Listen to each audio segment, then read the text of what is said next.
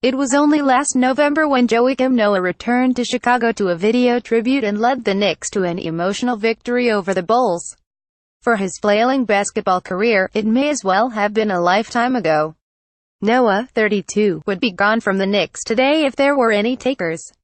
But the combination of his diminished health, diminished game and albatross contract have left him stuck on a team where he's fourth on the depth chart at center, often inactive or never coming off the bench. On Friday, a day before his second return to the United Center since signing with the Knicks, Noah declined to address the media as he whizzed by the scrum. "I'm good," he said.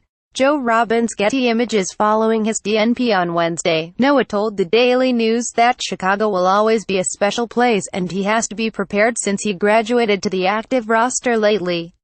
Oftentimes players get a boost when matched up against their former teams. But Jeff Hornacek said that will not be a consideration when deciding whether to play Noah. "No," the coach said. "Sometimes that's good, but he's been back last year. Usually, and I've been on a few different teams, the first time, yes, there's a boost, but after that it becomes just another game." Unless the Knicks package him with draft picks and top young talent, Noah is untradeable. He is owed over $55 million over the next 3 seasons and played more minutes this season in the League 23 than in the NBA 11.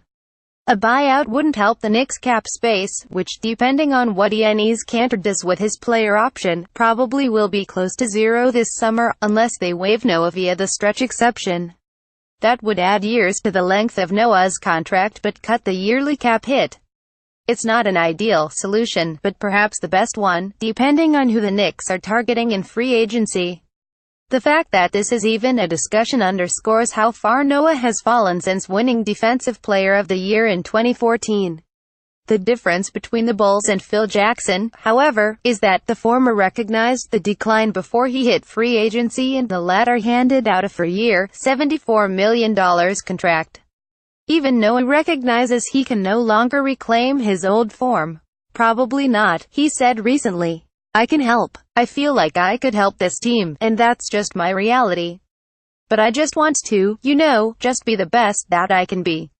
It's not about trying to be what I was 3-4 years ago, because it's not the reality." 4 seasons ago, Noah finished 4th in the MVP voting after leading the Bulls to 48 wins.